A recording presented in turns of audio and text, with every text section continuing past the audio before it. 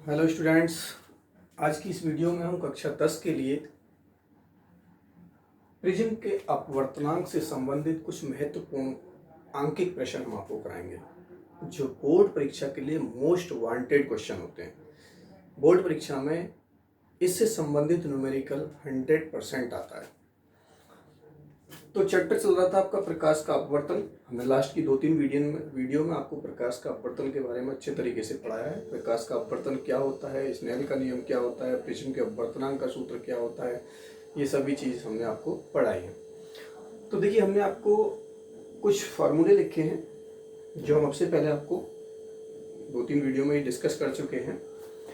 सबसे पहले प्रिज्म के अपवर्तनांक का सूत्र क्या होता है। अपवर्तनांक को n से प्रदर्शित करते हैं। n बराबर होता है sine a plus delta M बटे 2 बटे साइन a बटे 2, जहाँ पर a प्रिज्म का कोण होता है, डेल्टा एम अल्पतम विचलन कोण या न्यूनतम विचलन कोण इसे हम कहते हैं।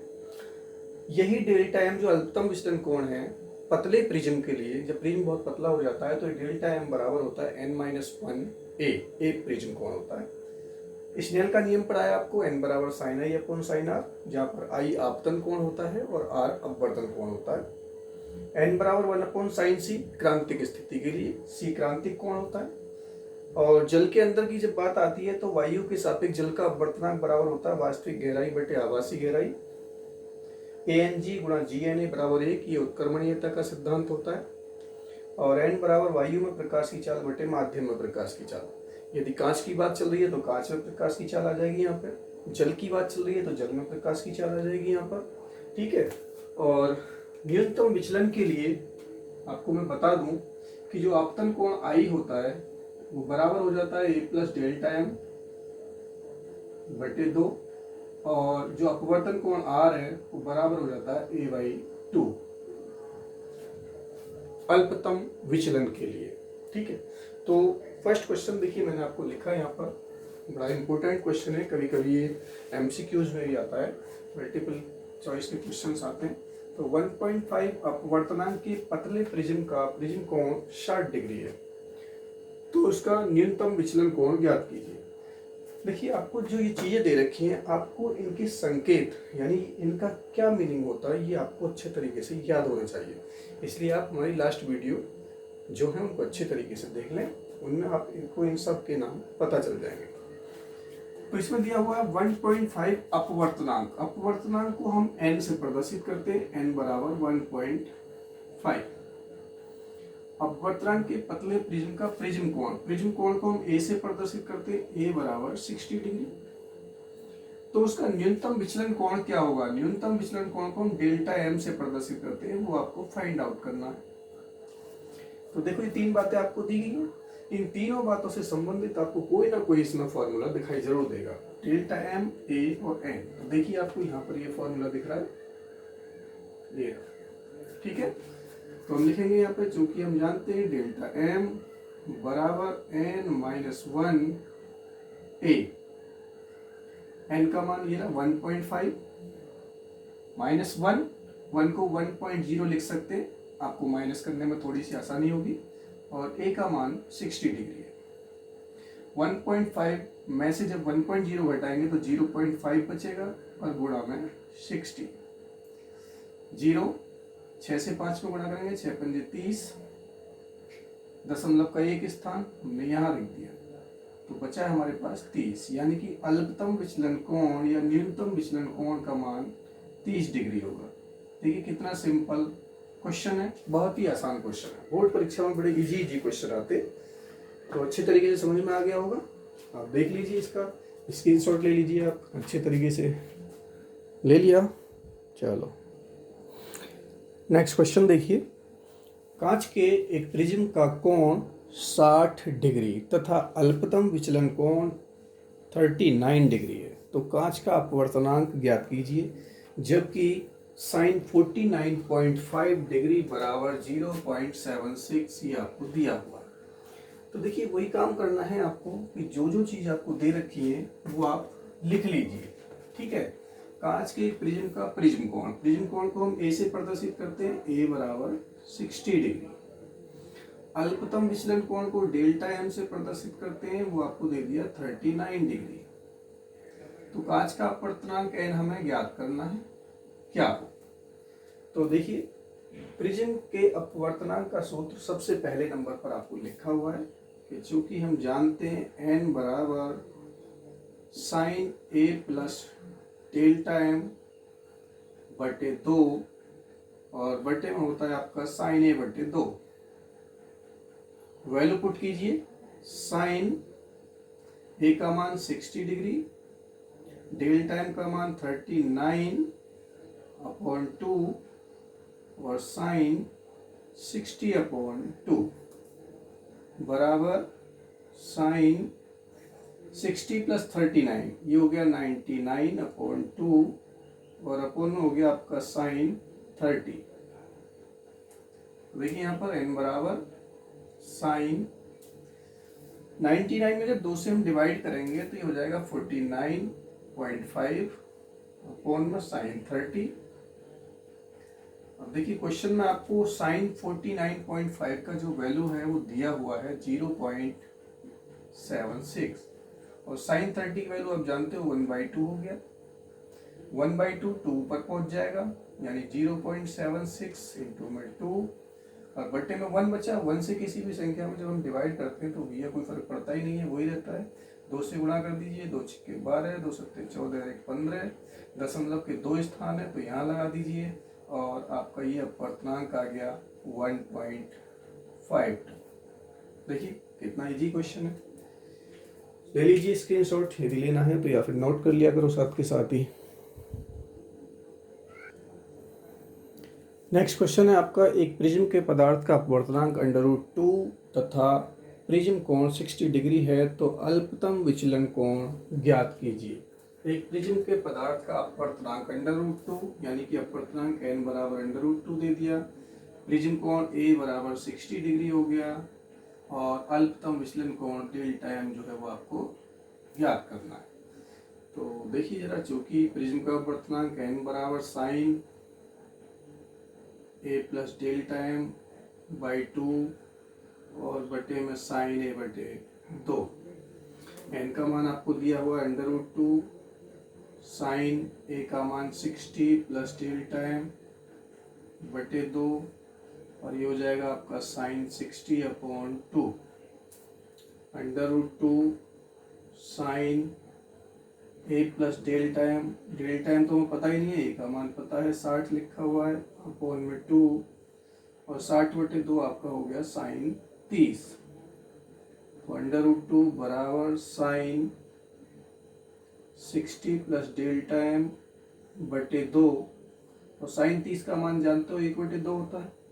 1/2 को हम इधर ले आएंगे तो हमारे पास मिलेगा sine 60 plus delta M upon 2 बराबर √2 गुणा 1/2। देखिए जरा, साइन 60 प्लस डेल्टा एम √2 से 2 कट जाएगा √2 यानी इसे हम 1/√2 लिख सकते हैं। अब इधर साइन आ रहा है तो इधर भी हमें साइन की वैल्यू चाहिए 60 प्लस डेल्टा एम बटे 2। देखिए साइन 45 की वैल्यू होती है, साइन से साइन कैंसिल हो गया, 60 प्लस डेल्टा एम बटे 2 बराबर 45। 2 को उधर ले गए, 60 प्लस डेल्टा एम 2 की 45 में गुणा करेंगे 90 डिग्री हो गया और डेल्टा एम निकालेंगे तो ये हो जाएगा आपका 90 माइनस का 60 और डेल्टा एम बराबर 30 डिग्री। ये आपका आंसर हो गया कि उसका अल्पतम विचलन कोण जो होगा वो 30 डिग्री होगा। नोट कर लीजिए।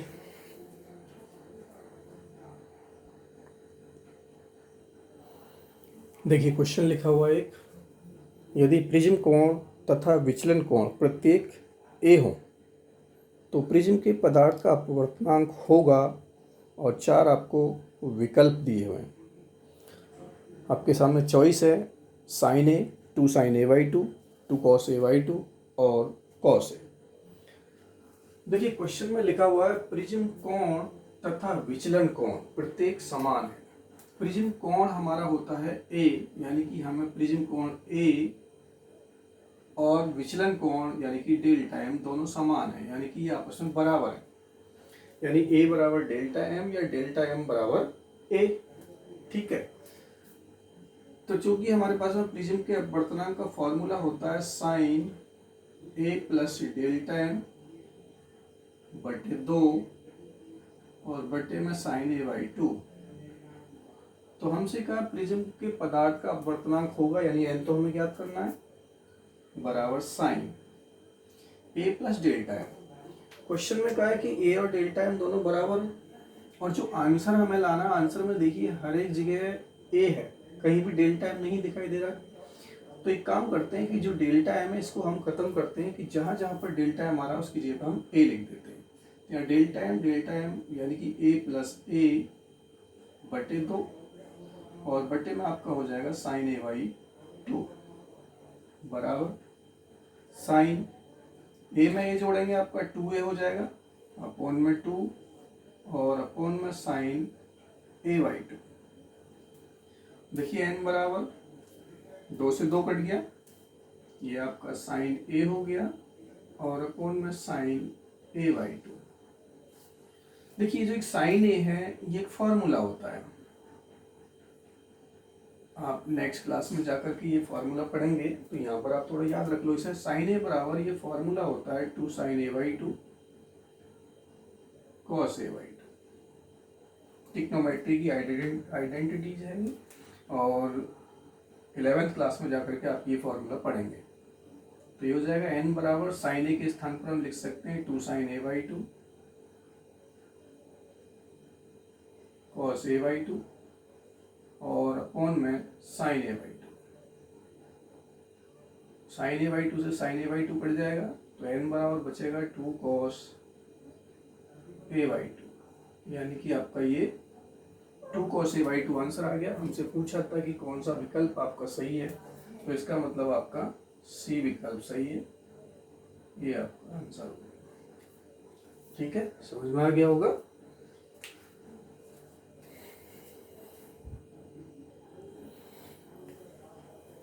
क्वेश्चन नंबर 5 है आपका, कांच वायु के लिए क्रांतिक कोण का मान ज्ञात कीजिए। वायु के सापेक्ष कांच का अपवर्तनांक 1.5 है और आपको दिया हुआ है साइन 42 डिग्री इक्वल टू 0.67, यानी कि साइन 42 का मान 0.67 है। वायु के लिए क्रांतिक कोण का मान ज्ञात कीजिए। क्रांतिक कोण को हम C से प्रदर्शित करते हैं, जो कि हमें फाइंड आउट करना है। वायु के सापेक्ष कांच का अपवर्तनांक यानी कि ANG, वायु के सापेक्ष कांच का अपवर्तनांक बराबर 1.5 दिया हुआ है। ठीक है, तो देखिए क्रांतिक कोण के लिए हमने आपको केवल एक ही फॉर्मूला बताया है कि n बराबर 1/sin c, और ये जो n होता है यहाँ पर अपवर्तनांक है विरल माध्यम के सापेक्ष सघन माध्यम का अपवर्तनांक। ठीक है, तो यहाँ पर भी देखिए ANG, A वायु है, G कांच है, यानी कि वायु विरल माध्यम हो गया, कांच सघन माध्यम हो गया। तो विरल माध्यम के सापेक्ष सघन माध्यम का अपवर्तनांक आपको दिया हुआ है, तो आप इस फार्मूले का प्रयोग करेंगे कि चूंकि ANG बराबर 1/sin c, क्योंकि ये जो सिंपल n लिखा हुआ है यहाँ पर जो n है, जब हमने ये फॉर्मूला आपको क्रांतिक कोण वाले टॉपिक में पढ़ाया है तो वहाँ पर आपको ये बताया है कि ये n जो होता है किस माध्यम के सापेक्ष अपवर्तनांक है। तो वहाँ पर हमने आपको बताया कि विरल माध्यम के सापेक्ष सघन माध्यम का अपवर्तनांक। तो ANG बराबर 1/sin c, ANG का मान आपको 1.5 दिया हुआ है बराबर 1/sin c। sin c को आप इधर ले आइए तो 1.5 बटे में पहुंच जाएगा, sin c बराबर 1/1.5, क्योंकि मुझे c की वैल्यू निकालनी है। तो ये हो जाएगा sin c बराबर, पॉइंट यदि हम हटाएंगे तो ऊपर 10 से गुणा हो जाएगी, 15 हो गया, और ये हो जाएगा आपका sin c बराबर, देखिए 5 से कट जाएगा, 5 दूनी 10 और 5 तिया 15। तो sin c बराबर 2 में 3 से भाग देना है। देखिए जब 2 में 3 से आप भाग दोगे तो जाएगा नहीं, पॉइंट लग जाएगा, 0 हो जाएगी।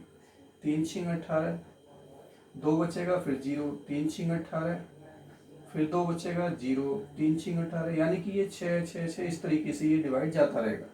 तो ये मैथ्स का नियम है कि हमें 2 अंकों तक यहाँ पर लेना, जब नेक्स्ट अंक को छोड़ते हैं वो 5 या 5 से अधिक होता है तो पहले वाला एक बढ़ जाता है, यानी कि हम भाग देकर इसे लिख सकते हैं 0.67, और ये हो जाएगा आपका साइन सी बराबर 0.67। ये आपको दिया हुआ देखिए, साइन 42 की वैल्यू 0.67 है, इसका मतलब 0.67 के स्थान पर आप साइन 42 लिख सकते हो।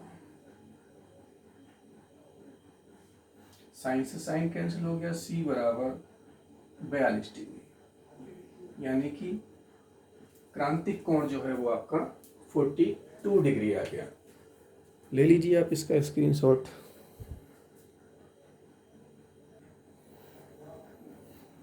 देखिए नेक्स्ट क्वेश्चन नंबर 6 है आपका, वायु के सापेक्ष जल तथा कांच का अपवर्तनांक क्रमशः 4/3 व 3/2 है, तो जल के सापेक्ष कांच का अपवर्तनांक ज्ञात कीजिए। देखिए वायु के सापेक्ष जल तथा कांच के अपवर्तनांक, यानी कि वायु के सापेक्ष जल का अपवर्तनांक यानी कि AnW 4/3, और वायु के सापेक्ष कांच का अपवर्तनांक यानी Ang वो है 3/2। तो जल के सापेक्ष यानी कि W, जल के सापेक्ष कांच का अपवर्तनांक ज्ञात कीजिए। ये चीजें देखिए, तो यहाँ पर देखिए आप फॉर्मूला कैसे बनाओगे, बहुत ही आसान सी बात है। आपको WNG निकालना है, और आपको देखिए ANG दे रखा है और ANW दे रखा है। तो यहाँ पर आप किस तरीके से फॉर्मूला बताएंगे, देखिए उत्क्रमणीयता का जो सिद्धांत होता है उसके अनुसार ही हम बना सकते हैं कि WNG हमें निकालना है।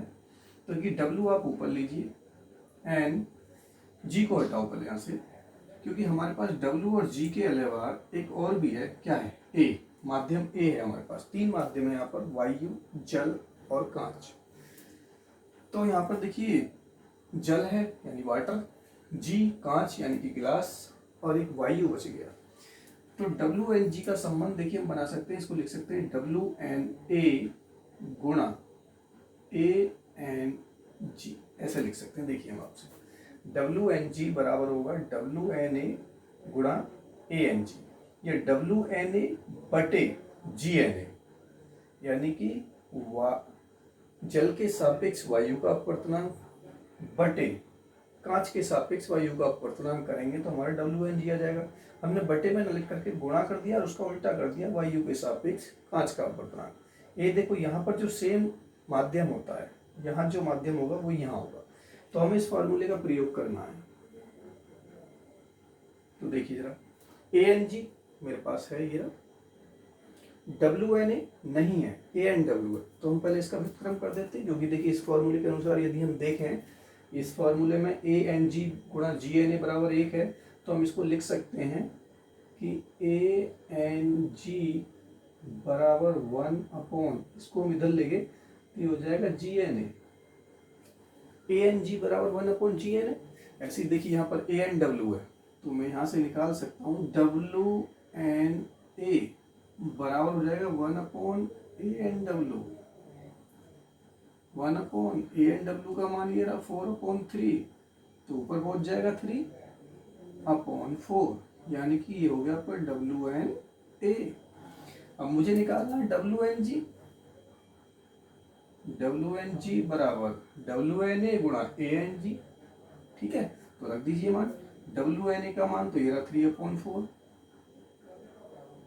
और ANG का मान आपको दिया हुआ है 3/2, तो ये हो जाएगा आपका 3 3 9 और 2 4 8। बस यही आंसर, जल के सापेक्ष कांच का अपवर्तनांक। सिंपल सी बात है, बहुत ही आसान न्यूमेरिकल है। और नेक्स्ट और लास्ट क्वेश्चन हम आपको और कराते हैं एक और। देखिए क्वेश्चन है आपके सामने, एक झील की वास्तविक गहराई 2 मीटर है, यदि वायु के सापेक्ष जल का अपवर्तनांक 4/3 हो तो ज्ञात कीजिए कि झील की तली में रखी किसी छोटी वस्तु की आभासी गहराई क्या होगी तथा वह तली से कितनी ऊपर उठी प्रतीत होगी, यानी कि वह वस्तु तली से कितनी ऊपर उठी प्रतीत हो। देखिए जल के अंदर या किसी तालाब के अंदर कोई भी चमकीला सिक्का रखा हुआ है और हम उसे देख रहे हैं, तो जो उसकी वास्तविक गहराई होती है वो हमें दिखाई नहीं देती है। वो वास्तविक गहराई से हमें कुछ ऊपर दिखाई देता है। हम कोशिश करते हैं कि पानी है, पानी के अंदर हमें एक सिक्का दिखाई दे गया, चमकीला पानी है एकदम, हमने सोचा कि ये सिक्का काफ़ी ऊपर दिखाई दे रहा है, मैं इसे, और ये तली काफ़ी ऊंची दिखाई दे रही है और मैं इसमें कूद जाऊं और इसको आसानी से प्राप्त कर सकता हूं। लेकिन जब पानी के अंदर कूदते हैं तो पता लगता है कि वो वस्तु वहाँ पर नहीं होती है, ज़्यादा गहराई पर होती है। ये सब प्रकाश के अपवर्तन के कारण होता है। देखिए इसमें क्या है, मैं आपको कुछ समझाता हूँ।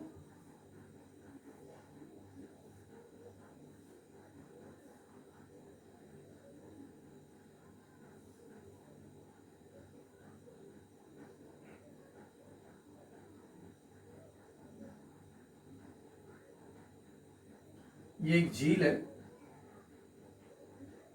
एक पानी की झील है, जिसमें देखिए यहाँ पर वस्तु रखी हुई है। ये देखिए, ये हमारी वस्तु रखी हुई है। किनारे पर कोई आदमी खड़ा हुआ है यहाँ पर और वो देख रहा है इस वस्तु को, तो उसे ये वस्तु जो है कहाँ दिखाई देती है। देखिए यहाँ पर कोई मनुष्य खड़ा हुआ है इस तरीके से, उसकी आंखें यहाँ पर हैं, वो इसको देख रहा है। यहाँ से मान लेते हैं प्रकाश की किरण इस तरीके से चली, एक प्रकाश की किरण मान लेते हैं हमारी इस तरीके से चली, यहाँ पर है, ये दो प्रकाश की किरण चली। ये जल है, ऊपर वायु है, ठीक है ना, यहाँ तो वायु है और ये जल।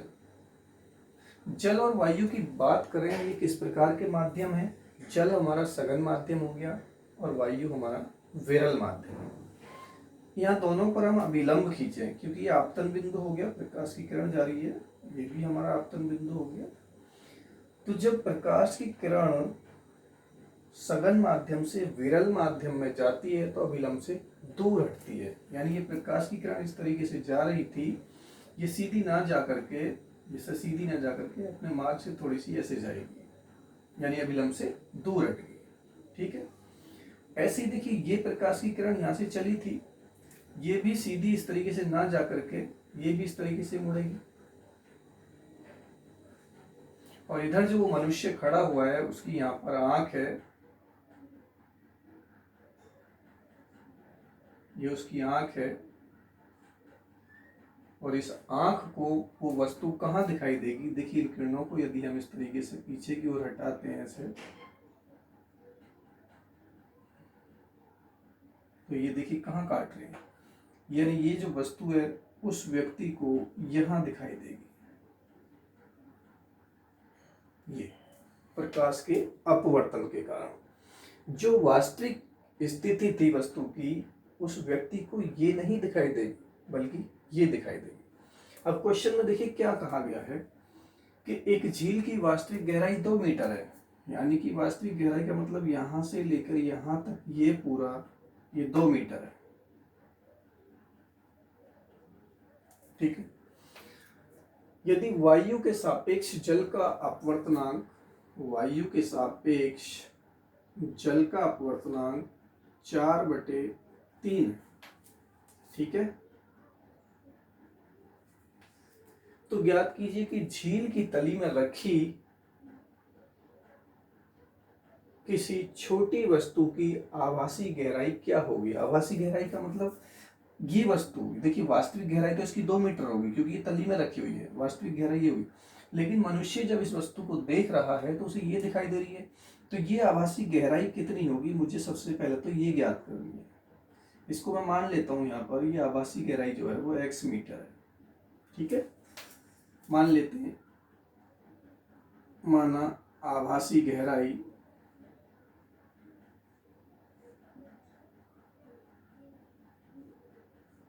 बराबर x मीटर, ठीक। फिर ये भी पूछा तथा वह वस्तु तली से कितनी ऊपर उठी हुई दिखाई देगी। देखिए ये वस्तु यहाँ थी, यहाँ से ये ऊपर इतनी पहुंच गई, तो ये कितनी ऊपर, इस तरीके से ये जो है ये कितनी है, ये कितनी ऊपर उठी दिखाई देगी। तो देखिए इसके लिए हमने फॉर्मूला लिखा है A&W बराबर वास्तविक गहराई बटे आभासी गहराई, क्योंकि हम जानते हैं A&W बराबर वायु के सापेक्ष जल का अपवर्तनांक बराबर वास्तविक गहराई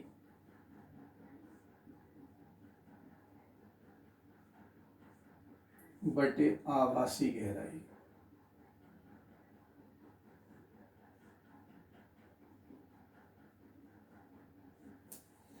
A&W आपका 4/3, वास्तविक गहराई क्वेश्चन में आपको दी हुई है 2 है,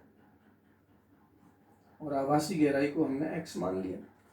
क्रॉस मल्टीप्लाई करते हैं तो 4x बराबर हो गया 6 और x बराबर 6/4, यानी कि x बराबर 2 से कट जाएगा, 2 तिया 6, 2 दूनी 4, और 3 में जब 2 का भाग देंगे तो 1.5 मीटर। एक आंसर तो आपका ये हो गया। क्वेश्चन में यही पूछा था कि किसी छोटी वस्तु की आभासी गहराई क्या होगी, यानी ऊपर से वो कितनी गहराई पर दिखाई देगी, यानी कि 1.5 मीटर। वास्तविक गहराई तो इसकी 2 मीटर है, लेकिन वो वस्तु कुछ ऊपर दिखाई देती है तो इसकी आभासी जो गहराई है 1.5 यानी कि 1.5 मीटर होगी। ठीक है, अब क्वेश्चन में ये भी कहा है कि वस्तु तली से कितनी ऊपर उठी हुई दिखाई देगी, तो वस्तु की तली से उठी हुई का मतलब आभासी ऊंचाई, आभासी ऊंचाई। भैया कुल गहराई है आपकी 2 मीटर यानी कि 2.0, और ऊपर से वस्तु हमें कितनी दूरी पर दिखाई दे रही है 1.5 मीटर की दूरी पर, तो इसे हम घटा देंगे, आंसर बच जाएगा आपका 0.5 मीटर, यानी कि वो वस्तु जो है आपकी तली से 1.5 मीटर की ऊंचाई पर दिखाई देगी। तो ये काफ़ी इंपॉर्टेंट क्वेश्चन है, बोर्ड परीक्षा में इनसे बाहर कोई क्वेश्चन नहीं आता है प्रकाश के अपवर्तन में प्रिज्म से संबंधित और अपवर्तनांक से संबंधित।